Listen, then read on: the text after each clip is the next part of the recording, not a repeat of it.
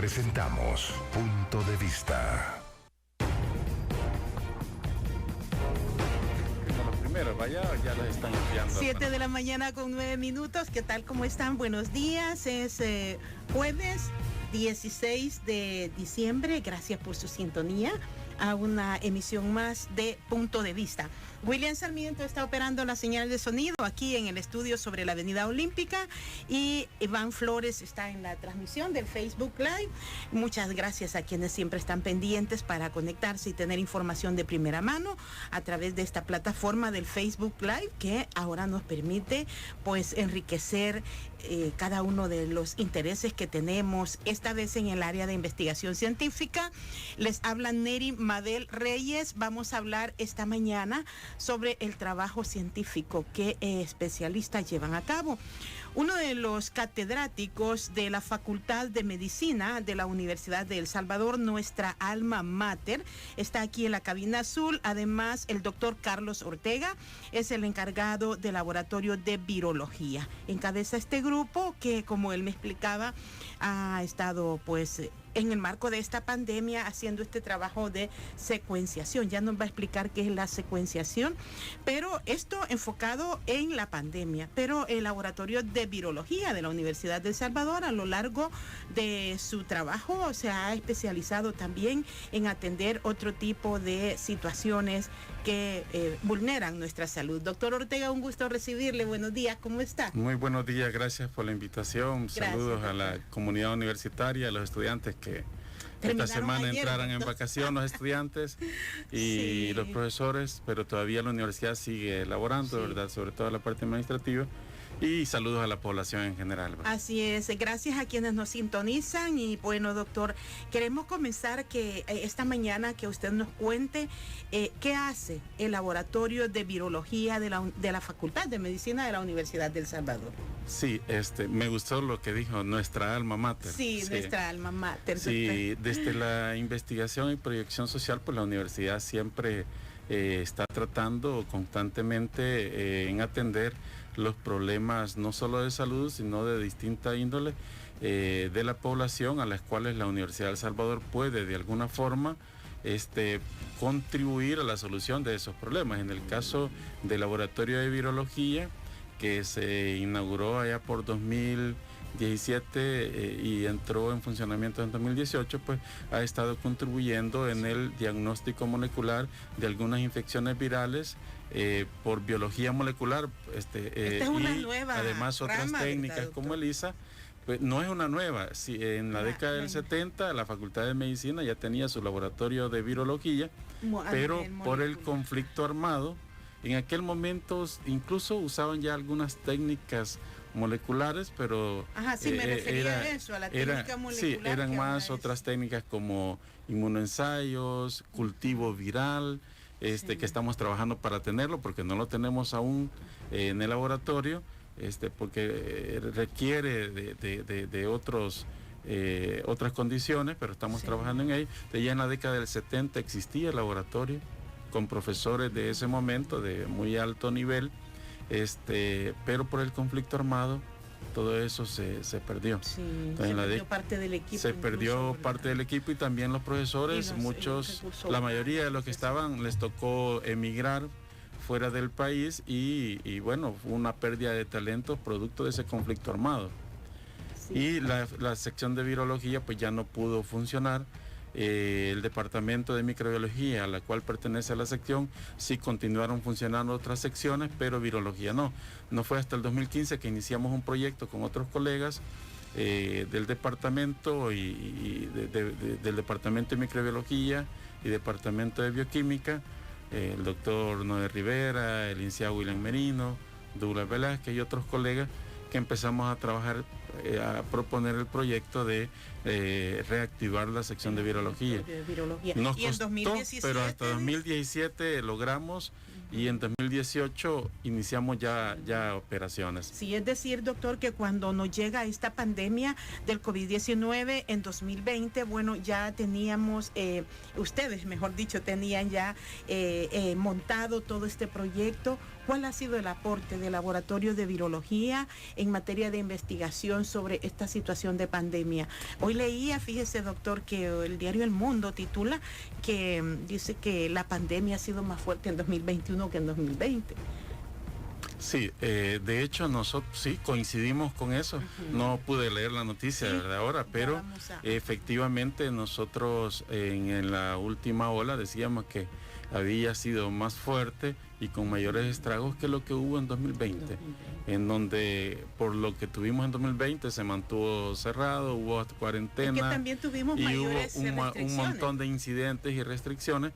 Pero lo que fue esta ola última para nosotros fue con mayores estragos sobre la población salvadoreña.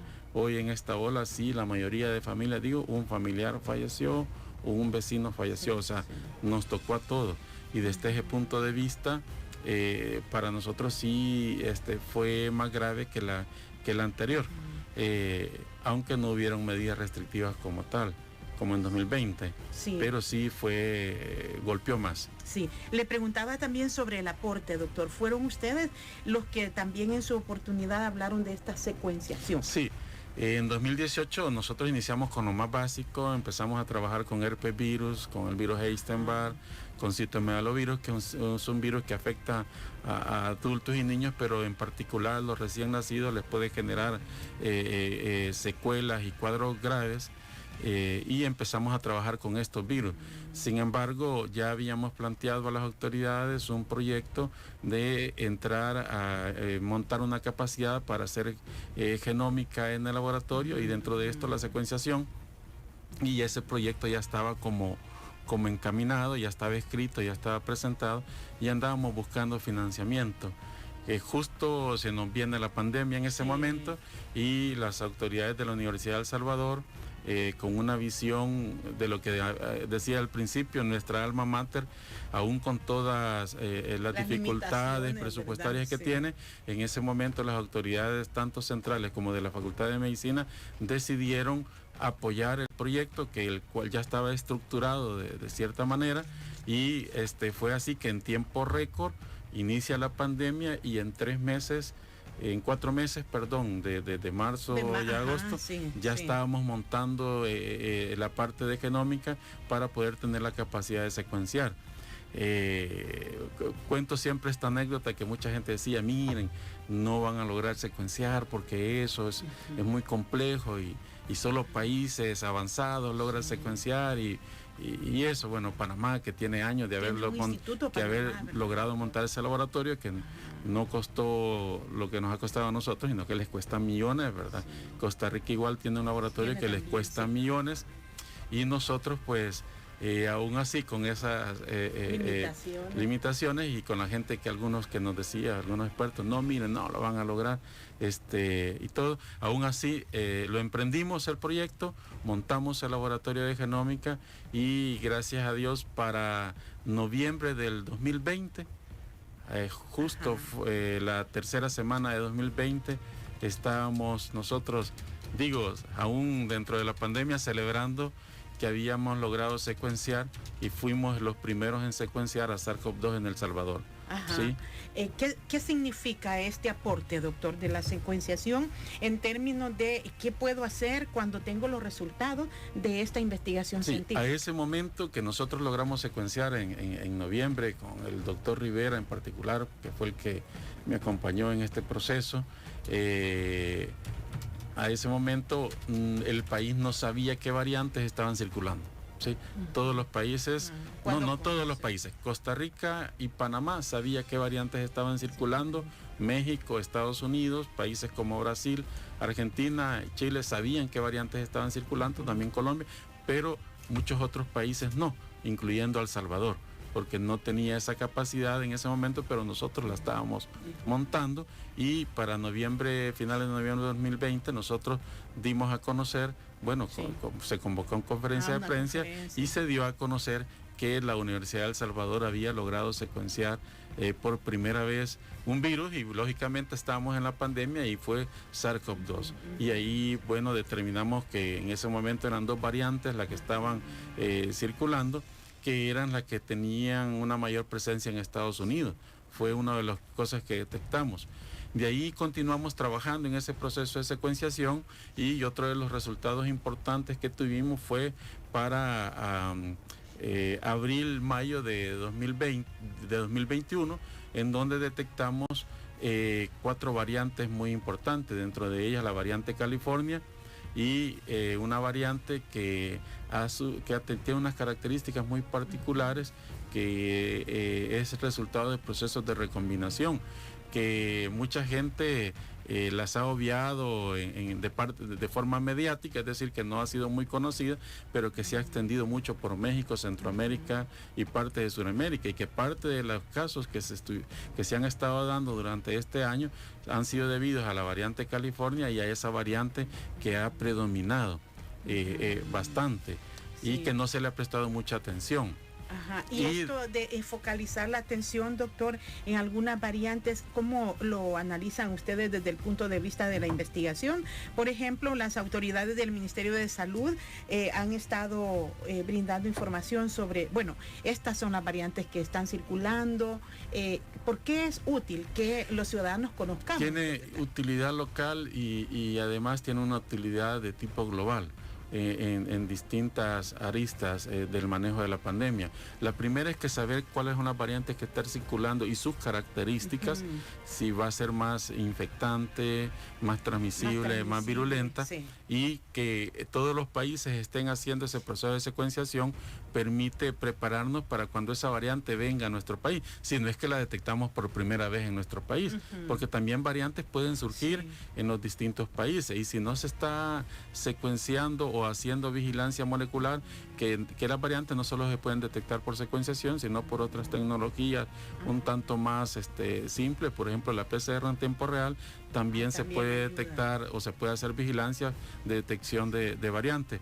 Pero lo importante de todo esto, de la vigilancia molecular a través de secuenciación o otra tecnología, es que una variante puede detectarse en un país. Sudáfrica vino a reafirmar la importancia de la secuenciación. No se puede manejar una pandemia si no se está haciendo secuenciación y vigilancia de las variantes que circulan o de las nuevas y sus características. Sudáfrica viene y como tiene un sistema de secuenciación bastante elogiable, ya algún día esperamos que como Centroamérica logremos el nivel que tiene Sudáfrica. Demostró la circulación de la variante Omicron, que incluso los demás países no la habían detectado. Al principio se dijo que Sudáfrica era la que tenía y que había que cerrar todo para que no saliera de Sudáfrica. Eso no funciona así, doctor. No funcionó porque la variante ya estaba en otros países, incluso antes de que Sudáfrica la hiciera pública. ¿Qué significa esto? Que esta variante, una de las características que tiene un montón de mutaciones, aunque eso no necesariamente significa que vaya a causar cuadros más graves, pero... ¿No es grave esta variante, doctor? Hasta el momento los datos que va advirtiendo los países que ya la tienen es que el cuadro no es tan grave, el cuadro que provoca, pero que sí probablemente es más transmisible, Pero no más transmisible que la Delta, doctor. Eso está por verse. Eso lo vamos a ver. Hasta hoy, fíjese. Lo que sí se ha demostrado es que tiene más capacidad de reinfectar que la variante Delta. Porque sí, hasta hoy, según los datos que nos han proporcionado los expertos, dicen que esta variante Delta es de fácil propagación y que a eso se debe esta fuerte ola que tuvimos, doctor. Sí, quizás termino con esto. Y los países empezaron a revisar muestras que tenían de antes de la tercera semana de noviembre y encontraron que la variante Omicron ya estaba en sus países. Entonces esta variante silenciosamente se había ido ya, había empezado a extenderse por Europa, por Asia y por el resto del continente africano. Y si Sudáfrica no secuencia y hace público, probablemente se hubiera extendido más y no se da cuenta. Entonces, una de las utilidades es esa. Y además de secuenciar, al secuenciar se conoce todo el código genético, por decirlo así, para que la población lo entienda y los cambios que ha tenido. Es así como se logró demostrar que en el gen de la proteína espícula, que es el que utiliza el virus para unirse al receptor en nuestras células, tenía esa gran cantidad de mutaciones. ¿Sí? y que eso pues le podía dar esas características que ya hablamos. Pero hasta este momento sí se ha demostrado que tiene mayor capacidad para reinfectar. Ya. Y ya, fíjense, es decir, que la persona que ya sufrió COVID, este Omicron tiene más capacidad de volverle a dar. Si ya le dio COVID, le puede volver a dar por Omicron. Efectivamente. Tiene más capacidad que la Delta. Esto, más capacidad que la Delta. Esto significa entonces, doctor, ¿por qué la importancia de seguir con las medidas de bioseguridad? Correcto. Aunque ya me haya dado COVID. Sí, no, efectivamente. Esta variante, una de las características que hasta este momento, porque se está estudiando, y las subvariantes que van saliendo, porque ya salió una subvariante de Omicron y ahí va caminando igual que Delta. Hoy a estas alturas tenemos más de 30 subvariantes de Delta circulando en el mundo. El Salvador tiene su variante de Delta, no tiene la variante Delta original de la India, es una variante, subvariante de Delta, y lo que se ha conocido es que tiene mayor capacidad de reinfectar, probablemente más transmisible, pero que los cuadros que está provocando son más leves. Entonces ese es un uso de la secuenciación y de la vigilancia molecular de las variantes, que es importante para el manejo de la pandemia.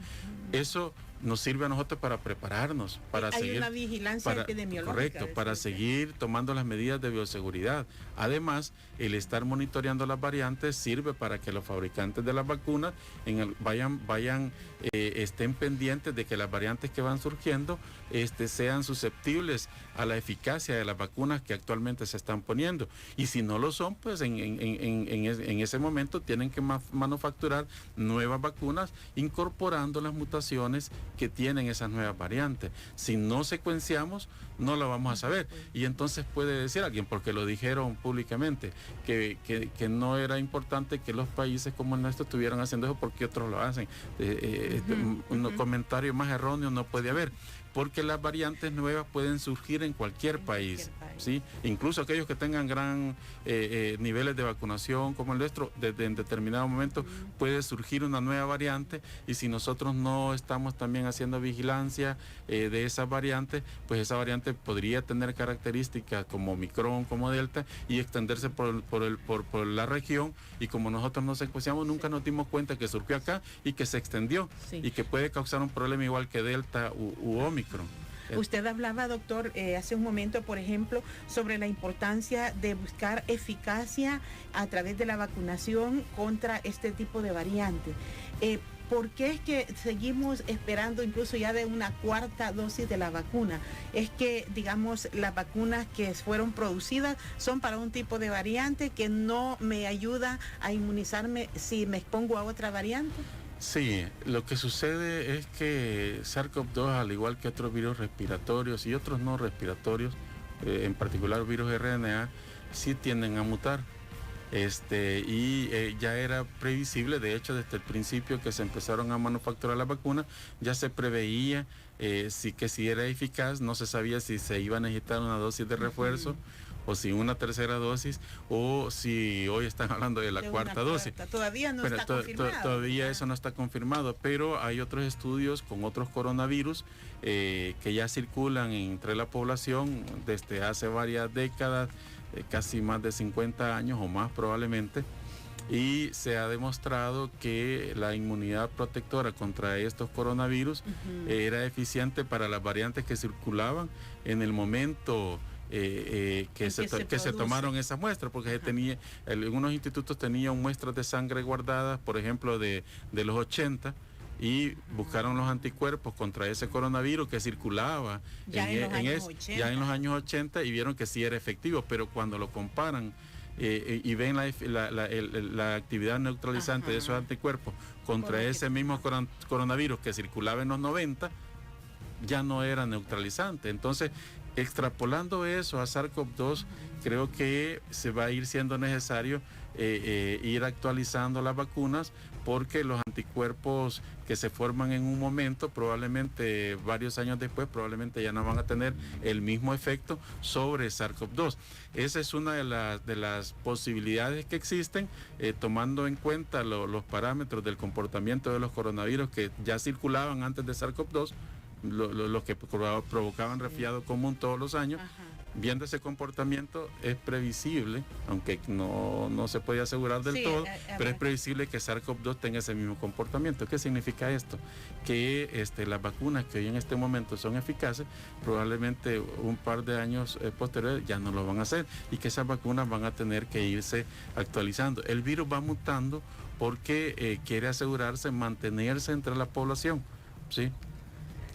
Sí, vamos a ir a una pausa, doctor. Son las 7:29. Hablamos hoy con el doctor Carlos Ortega, integra el cuerpo catedrático de la Facultad de Medicina de la Universidad de El Salvador y además forma parte también del cuerpo de científicos del Laboratorio de Virología de la Facultad de Medicina de la UES. Ya regresaremos, son las 7:29.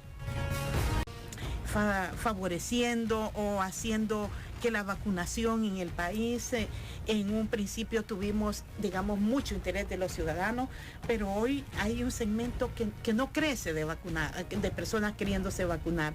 ¿Cuáles son estos factores que podrían estar afectando que avance más nuestro esquema de vacunación? Sí, primero hay que decir que uno de los países que más cobertura de vacunación ha tenido de la región, es decir, Centroamérica, Sudamérica, ha sido El Salvador. Y en esa parte hay que reconocer el esfuerzo que el ministerio hizo. Sin embargo, se hacía una observación desde el principio, y ese éxito se debió en parte a la disponibilidad de vacunas. Sí, muy buena también la o sea que El Salvador ha sido uno de los que ha tenido más disponibilidad de vacunas, aunque nunca vamos a saber los costos de esa disponibilidad, es como ¿verdad? el pero que porque tiene la estrategia, los países, ¿verdad?, que no han tenido vacuna no es porque no hayan querido, sino porque no han tenido dinero para hacerlo. Entonces, no importa lo que haya costado, siempre y cuando eso es transparente, produjo que tuviéramos un éxito en la cantidad de personas vacunadas. Sin embargo, se hacía la observación de la forma de vacunación, porque El Salvador, previo a la pandemia, tenía un esquema de vacunación exitoso, uno de los más exitosos de la región. Con las enfermedades que normalmente se atienden o que están en el esquema de la vacunación, y se vacunaba en cada una de las unidades de salud de todo el país, es decir, que ya se tenía una estructura instalada, y al final se demostró que las vacunas no necesitaban una gran logística de más que la que ya se tenían en algunos lugares distribuidos por todo el país. Ultra baja temperatura sí es una condición, pero ya se tenían algunas condiciones en la región, y al final, si se hubiese optado por distribuir la vacuna por todo el país, muy probablemente se hubiera alcanzado más rápido la cantidad de vacunados, porque a todo el mundo le ocurrió que quería vacunarse, pero llamaba, no le toca a su turno, o mire, primero estamos vacunando otras personas, cuando realmente la importancia, en un principio había que vacunar el personal de primera línea, así es, más los protocolos, más los ancianos y personas con enfermedad de base, pero paralelo a eso, o fuera de eso, tenía que haberse implementado una vacunación masiva sin restricción. Ya, excepto aquellos que tuvieran enfermedades. Está supeditado, doctor, a la existencia, porque acordémonos que, hoy dijo el ministro que estaban cumpliendo 10 meses de haber iniciado la vacunación. Correcto, pero en teoría tuvimos existencia de vacunas, de hecho tenemos En los primeros 3 meses no fue una existencia. No fue existencia grande. Era necesario vacunar a la primera línea, a seguridad y a personas mayores de edad con enfermedad de base y todo, pero conforme se tuvo acceso a vacunas, hasta se regaló vacuna a otros países, entonces conforme se tuvo acceso a vacuna, que no es malo, ¿verdad?, había que descentralizar y quitar las restricciones para la vacunación, ¿sí?, y que las personas pudieran vacunarse. Entonces muchas personas en los últimos 6 meses pues querían vacunarse, y porque no le toca todavía. De hecho, nosotros estuvimos con otros colegas, pongámonos la tercera, y nosotros ya cumplíamos el tiempo. No, todavía ya les vamos a probar. Entonces había un plazo, o para la segunda dosis igual, esperan a que se le llame, todo, o sea que hubo de alguna forma alguna restricción de gente que sí tenía interés. Ahora parece ser que las metas que tenían de cobertura de parte del ministerio se cumplieron. Es decir, las personas que tenían registradas ya cumplieron con su segunda dosis, pero también otro factor, Es decir, que a pesar de esas observaciones que yo he hecho, el gobierno logró llegar al 68-70%, pero con la tercera dosis hay personas que están renuentes a vacunarse por los efectos adversos, etcétera. Entonces, eso de alguna forma va a dificultar tener una cobertura del 70 con 3 dosis, porque hay que decirlo con claridad. Tenemos cobertura con 2 dosis, no con 3 dosis. Con las 2 dosis. Eso es importante que hay que aclararlo. 68, más del 68% del que usted habla es 2 dosis. Correcto, entonces, ¿y por qué es importante eso? Porque ya vimos que para tener en la población anticuerpos neutralizantes y una inmunidad celular adecuada, se necesitan las 3 dosis. ¿Qué significa si no las tenemos? Que va a disminuir el impacto que tiene la vacuna sobre las nuevas variantes. ¿Sí?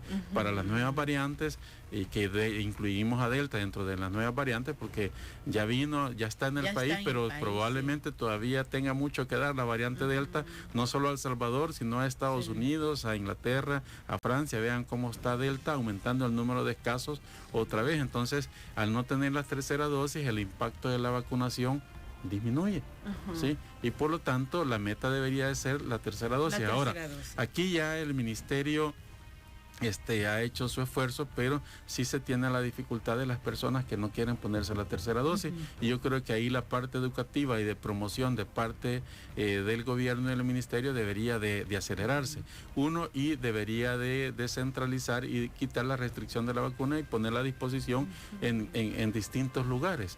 Y yo creo que ya lo hicieron, porque hoy ya hay personas que dicen, yo fui a la unidad de salud y dije que quería vacunar y me vacunaron. Y lo vacunaron. Ya, entonces, ¿Y este sistema de casa por casa ha sido también característica de nuestro esquema? Sí, en el pasado, todo el mundo lo sabe, que en el pasado el Ministerio de Salud tenía un plan de vacunación bastante efectivo, hasta el punto que pasaban casa por casa vacunando, y el niño que no tenía vacuna o que no tenía cobertura, en ese momento le vacunaban el niño iban a los centros escolares también, o llegaban a la escuela y pues vacunaban a todos los niños parejos.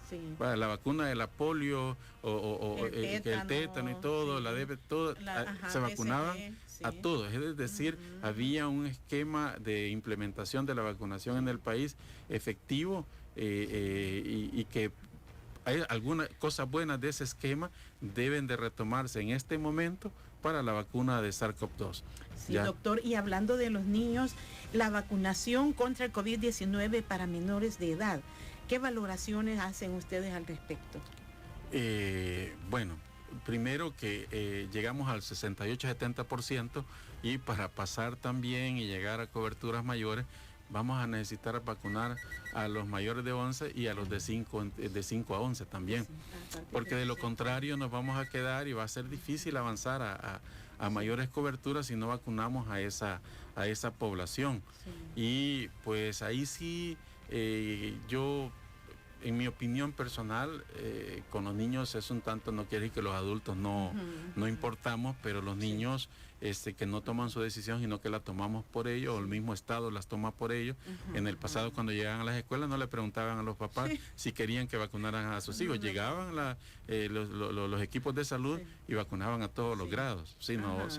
¿Y estas dosis, doctor, entonces, eran las mismas de niños para adultos en estas que ya tenían? No, las dosis para niños son diferentes que para adultos. Toda la vida ha sido así. ¿Y igual para niños lo que sucede es que China hizo estudios con Sinopharm, CoronaVac, para aplicar a niños, y yo entiendo que en China y en otros países asiáticos donde se ha distribuido, sí se procedió a vacunar a niños con esa vacuna, con una dosis para niños. Ya ellos saben cuál es. Son como dosis pediátricas. Con la dosis para niños, pero fueron estudios hechos en China. Yo no estoy diciendo que eso sea malo, pero por lo menos no he podido accesar a información de cuáles fueron los resultados de esos estudios, por medio de lo cual validaron la vacunación en niños con esa vacuna. Entonces, a los que sí he tenido acceso es a los procesos que ha hecho Pfizer para vacunar con Pfizer a niños, y Pfizer ha hecho o ha manufacturado una presentación pediátrica para niños de 5 a 11 que obtuvo el permiso de emergencia para ser aplicada en niños niños de 5 a 11. Pero es habría que ver si esa vacuna ha llegado aquí, ¿no? Pero es la presentación pediátrica. No, yo desconozco si ha llegado al país. Yo esperaría que ya se estén haciendo las gestiones, así como han sido efectivos para traer vacunas en las cantidades que fueron necesarias para tener este esquema de vacunación tan exitoso que ha tenido el Ministerio de Salud. Millones, creo que decía el ministro. Y hay que reconocérselo, es decir, al ministro y a quien haya estado detrás de ese proceso de traer esa vacuna al país, hay que reconocérselo. Entonces yo lo que le diría que ese mismo esfuerzo que hicieron, pues lo hagan para traer, no voy a decir una mejor o peor vacuna, pero con los datos que se tienen, pues Pfizer para niños de forma pediátrica, a mi modo de ver, sería como la más adecuada, porque es la que uno tiene más información que le pueda dar más tranquilidad para vacunar a los niños de 5 a 11. Miren, las vacunas todas tienen efectos adversos. Eso es bueno. Lo han tenido en el pasado y lo van a seguir teniendo en el presente. Tal vez en el futuro pueda llegarse a manufacturar una vacuna que no tenga efectos adversos, pero por el momento eso siempre va a estar presente, y la vacuna para niños lo va a tener, sí, lo va a tener.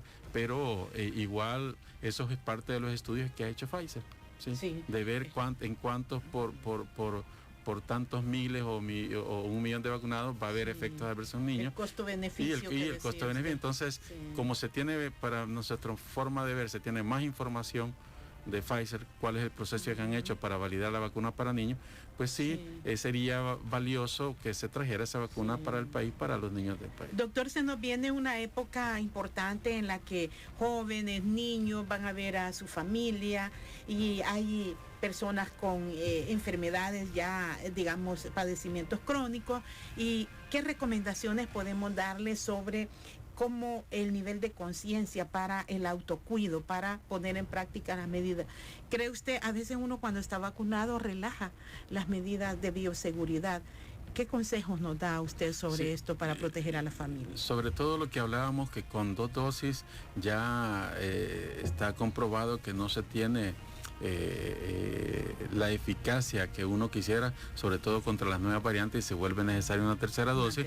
Y si tomamos en cuenta de que la tercera dosis está muy lejos de llegar a una cobertura superior al 60%, no porque el ministerio no la esté poniendo, sino que mucha gente está renuente a ponérsela, entonces eso sí implica un riesgo realmente para las familias, para las personas, sobre todo mayores, o que tienen enfermedades de base como diabetes, personas hipertensas, personas con EPOC o otros trastornos pulmonares. Y si no se tiene un esquema de vacunación completo, pues las personas que visitan o los demás familiares pueden provocarles llevar el virus a estos familiares y causar. También hay personas que ni siquiera han puesto ni la segunda ni la primera. Hay quienes no han puesto ni la primera dentro dosis. de este grupo abundan bastantes jóvenes que no se han colocado la vacuna. Entonces, el llamado también a los jóvenes que si no han completado su esquema de vacunación o no lo han iniciado, en el peor de los casos que no lo han iniciado, hay algún que lo inicien, y el que ya lo inició y no lo ha completado, que lo complete, porque el ministerio ha puesto a disposición de vacunas, y hoy ya se está restringiendo menos la vacuna, pues entonces que se vacunen, porque con eso están protegiendo a su familia. Entonces, que completemos el esquema de vacunación, porque el señor ministro lo dijo hace un par de semanas sobre la necesidad de que la gente tomara conciencia de completar su esquema de vacunación. Entonces, a mí me pareció muy valioso eso que dijo el ministro, y la gente debe tomar conciencia que debe de completar su esquema de vacunación, porque es una herramienta importante, y a la par de ello seguir manteniendo las medidas de bioseguridad, no estar en lugares concurridos. O sea, el hecho de que estemos vacunados no implica que ya no tengamos que utilizar la mascarilla, es decir, tenemos que usar la mascarilla, no visitar lugares concurridos, seguir con el lavado y limpieza de manos, y sobre todo, si no es necesario salir, no lo haga. Y no exponerse a estas concentraciones masivas. Sí, los lugares concurridos, mire, los centros comerciales están que rebalsan. Ese Black Friday se volvió sábado, se volvió domingo, y hoy toda la semana está, y la gente anda comprando y no está guardando las medidas de bioseguridad, y el virus no se ha ido. Si allí se ve, no, pero fulano de tal, del barrio, de la colonia, tiene COVID ahorita, entonces tenemos una disminución hoy, ¿verdad? En este momento, según este registro que presenta el Ministerio de Salud.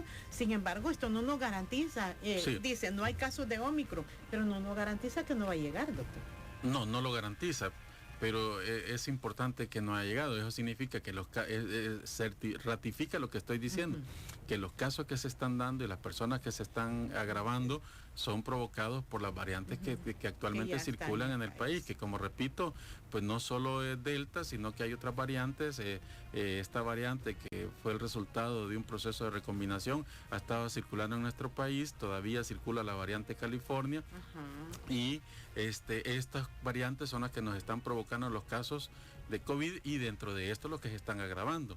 Entonces, si Omicron no ha venido, qué bien, pero tenemos el problema, o sea que el hecho de que Omicron no venga no quiere decir que no tenemos un problema, y con la variante Delta o estas variantes que han prevalecido en nuestro país, estamos viendo Estados Unidos que tiene un alza de casos de variante Delta, Reino Unido, Francia, alza de variante Delta.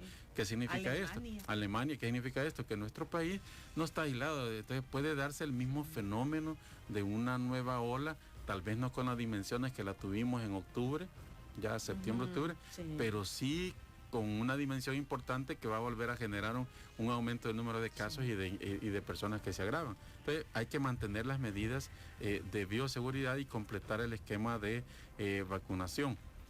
Aprópiese de estas recomendaciones que nos da el doctor Carlos Ortega del Laboratorio de Virología de la Universidad de El Salvador. Y aquí revisaba, doctor, sobre lo que le comenté en la introducción, es la directora del organismo de la OPS, la señora Carolina Cariza Etienne, la que dijo que según los análisis en 2021 la pandemia fue indudablemente peor en las Américas que en 2020, y como describe, ella se refiere a la situación que vivieron países como Panamá, donde la situación fue muy complicada, al igual que Canadá. Así es que el impacto hospitalario analiza en las declaraciones que brindó. Yo le agradezco, doctor, que nos haya acompañado, que tenga una feliz Navidad y pues un venturoso 2022, y le estaremos molestando aquí desde la KL para que nos ayude con estos importantes análisis. No, por favor, estamos para servirles y bueno, a la población pedirle que se siga cuidando, pues, y que el ministerio pues está haciendo el trabajo que le corresponde, que se vacune a la población, porque el ministerio ha puesto a disposición la vacuna, está haciendo vigilancia porque están enviando muestras a Panamá y a Costa Rica, y esos datos son importantes. Entonces la población tiene que hacer su parte, sobre todo cuidarse y vacunarse. Finalizamos nuestro programa Punto de Vista. Que tengan un feliz jueves.